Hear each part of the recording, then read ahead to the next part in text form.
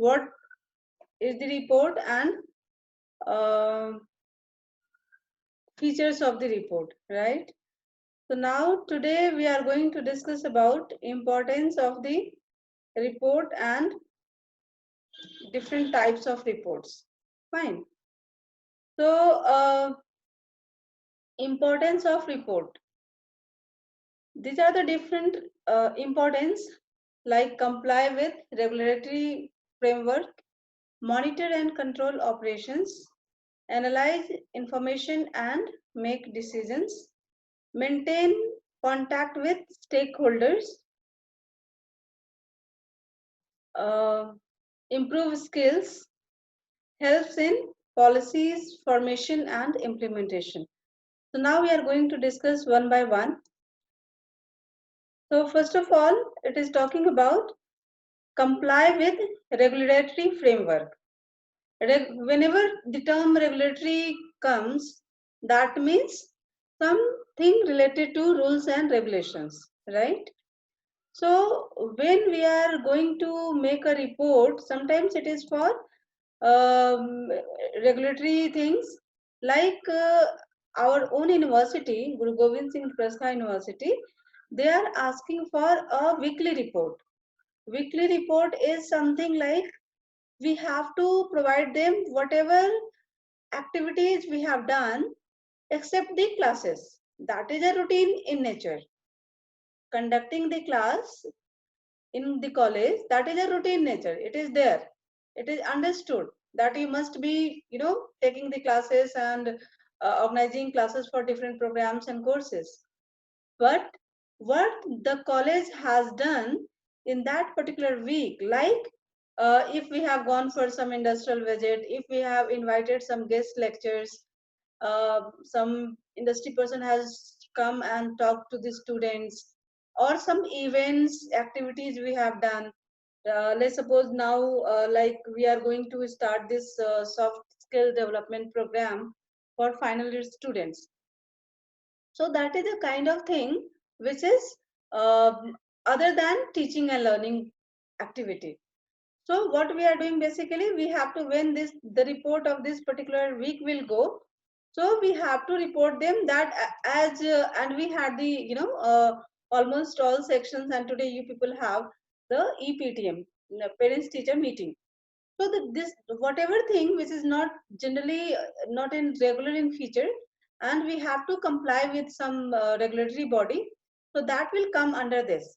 So we have to provide them a weekly report with all these kinds of activities. So it will come under comply with regulatory framework. Now moving forward to monitor and control operations.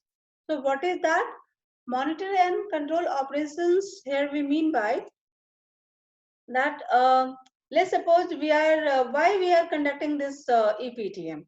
EPTM is because of just to let your parents understood that uh, due to this lockdown and all, even colleges organizing online classes, students are supposed to take it seriously. So that university has told us that we have to complete all the syllabus now through this online mode, whatever syllabus is left out. So students, they have to cooperate the teachers, they have to attend the classes regularly. And like when we are time to time we are having the meeting with our director sir, right? So what he asked, like after 15 days, we will, in this particular week, we will have a meeting about the completion of the courses also, that how much it is completed now and how much it is left. We are having the date of somewhere 30th of April is the last day uh, when we have to complete entire syllabus. Everyone has to do that. So let's suppose that just we are going to have a meeting. Just giving you one example, in a day or two. Today is 21st, second, no? 22nd April. So sorry, 21st hours, 21st April. So if we are going to have a meeting tomorrow, let's suppose, so almost 21 days, from this particular month have gone. So how much syllabus these teachers have completed and how much it is left. So if someone is having, let's suppose one unit, entire unit is left out. So what we are supposed to do? We are supposed to conduct more classes for that particular subjects, right? So that is how a report is going to monitor the activities, that what we were supposed to do and how much we have done. We are monitoring, and at the same time controlling. What is the controlling? That if we have one, final date is there, that is 30th of April. So before that, we have monitored that these many, syllabus is already left out in this particular subject. And how to control means completing that task. So how many more hours are required to complete that particular uh, syllabus. So that is how one report, when we will conduct that meeting with director sir, and at the same time we will let him know that this is the status of the syllabus of different teachers. And as we have discussed in the minutes of the meeting is what? That is a kind of report we are preparing for uh, that particular meeting. So that report will tell us that this is the situation. So how we have to monitor and control. So that kind of things we can understand from here. Now the third one is analyze information and make decision. Yes, so we can relate it with that only, that we had this kind of meeting. We analyze the information. Analyze means, let's suppose if we will talk about this particular subject, business communication. So hardly 3, 4, 5 lectures are more than enough for me now to complete this syllabus. So what we can do, we can, so I am able to complete it. Let's suppose some subject is there, numerical subject in your particular semester, and that teacher is not able to complete that syllabus. So what we can do, if my subject is already completed, and if I don't require, see, some hours are already fixed. I am supposed to take minimum 40 hours of lecture in one semester for one particular subject.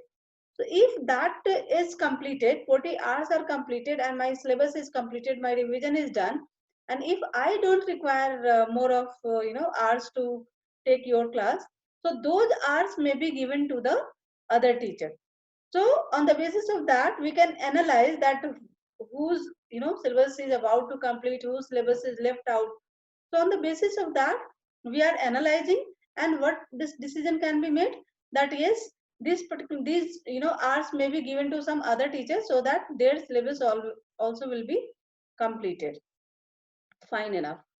So now I am moving forward to maintain contact and stakeholders.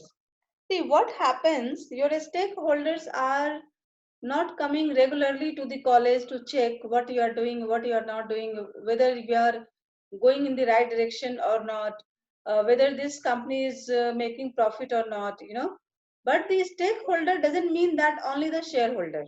Mind it, a stakeholder is your parents also. Fine. A stakeholder is you people are also the stakeholder, but you have the direct contact. You are regularly, you are in the contact with the teachers. So, but you will also come under student for a college, student who are the stakeholders. If I will say that this is the institution, DSPSR, so who all are the stakeholders? First stakeholders, you people are there, right? Your parents are the stakeholder. Alumni are the stakeholder. Alumni means the people who have already passed from the college. They are the stakeholders. Then stakeholder will be the employer. Employer means the people who are going to serve you with their offers of summer training and placements, final placements. So they are the stakeholders. I will come how they are the stakeholders. The society is the stakeholder. If we are running the institutions, so that particular society where people are living, so what kind of activities we are doing, they are the stakeholders. So we are supposed to provide some report of the colleges. We have to provide them online, or if they are coming to the college, they are asking for such kind of reports, or anything they wanted to know related to admission, related to placement, related to any other activity. So that we have to inform them in a well manner, right? So basically, stakeholders are wanting the report just for the sake of that my this organization where I am related with. this is going in the right direction. Let's suppose your parents, they are the stakeholders. So they are supposed to know whether my student is doing well or not, whether he is having any kind of problem. If there is any kind of problem, let's suppose that is related to understanding of the subject. If one person is unable to understand, let's suppose one subject like, uh, just for the example, financial accounting. So if that student, some students are unable to understand, so their parents are supposed to ask what college is doing for those kinds of students, right? For their particular, their own ward, what college is doing that. Then it comes like, um, in the case of stakeholders like alumni, I said, alumni, those who have passed from the college. So they also have the right to know that what my college is doing. Why? Because whatever, see, now you people are already enrolled to DSPSR. So entire life, you have to say that you have done graduation BBA from where? From Delhi School of Professional Studies and Research. So if college is doing good, you will be getting weightage of it. If college is not doing good, or if it will shut down in the future, that will have negative impact on your career, that from where you have done this course, that this college is not running now. Even like we shut that courses like MBA and PGDM, those alumni are asking nowadays that, ma'am, when you are going to start this, course again, because this is very much difficult to say to my, if somebody is asking that why not you are referring your own college for my, my relatives ward or something like that, we cannot say that, ma'am, that our college has, stopped this course. So what is that? That is, something you are relating with the institution. So even after passing out, after so many years, you people have the right that college, what college is doing, so that you can feel proud of it. Yes, my college is doing good, or something like that. So those stakeholders, they are supposed to know. Let's suppose some have, already invested money. Investors are always also the stakeholders. So they have invested money. So for that case, we all know that they wanted to know that what kind of, performance is there of that particular organization. So in this way, we while preparing this kind of report, we can inform the different stakeholders that these are the performance of the particular organization. Now, improve skills. How report is going to improve these skills? See, the person who is going to write a report, this is for that particular aspect, that if that individual employee is going to prepare a report, in that case, what is happening there, that that particular employee is going to talk to different persons to get the information. As I said in the first point, that we have to uh, send a weekly report to the IP University every week, somewhere either on Friday evening or Saturday or Sunday, but in that particular week only.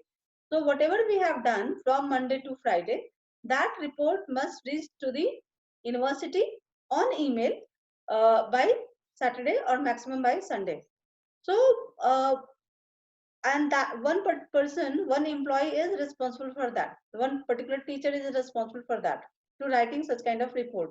So what she is doing basically, she is she's not aware about all the functions what college is doing, you know, because one employee cannot know everything of the college. So what she can do, she can write to all the departments what you have done in this particular week. So do you think it is very much simpler thing to, get the information from the other employees? No. So what she has to understand, she has to improve her interpersonal skills where you can convince the other person that yes, please send the report on time. I have to send that report. I have to compile and this and that.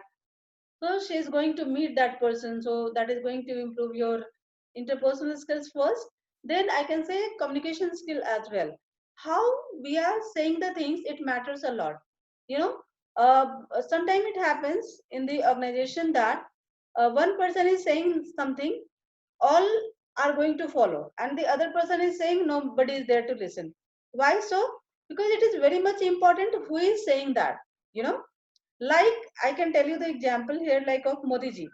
Modi ji just asked for Janta curfew on 22nd of March. Everyone was there. even it was better than lockdown. Why? Everyone there was there in the inside his or her house. And even during that lockdown we have seen, and even it was like 144 was there imposed, and still people were roaming around the road and all. So why they did like that, people of citizens of India, they performed like that because they give that much of honor to that particular person, and that was the Modi ji. If somebody else would have said, that would have no that kind of effect. So it is the communication skill, it is the your personality is grooming, everything is there. So while writing a report we are learning these many things. So this is the point I was talking about. Now the last point of importance of report is helps in policies formation and implementation.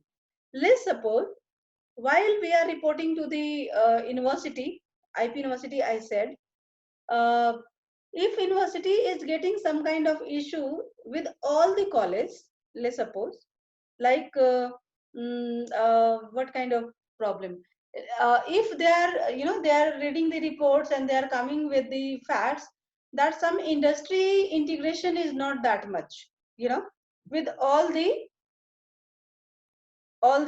colleges. So what university can do? University can frame a rule that you have to have this kind of, we have to have this kind of activities. So you just let us know which are your, which are the companies you have tie up with for such kind of activities where people are coming and delivering such kind of lectures. So I hope it is clear to all. If yes, please put in the chat box yes. Or if you have any query, you just write there related to this importance of report so that I can move forward. Today's uh, you know uh, task is to complete importance of report as well as types of report. So if anyone is having any issue, please put in the chat so that I can read and understand. I'll explain it again. Any point which is not clear or anything you'd like to ask, please put in the chat.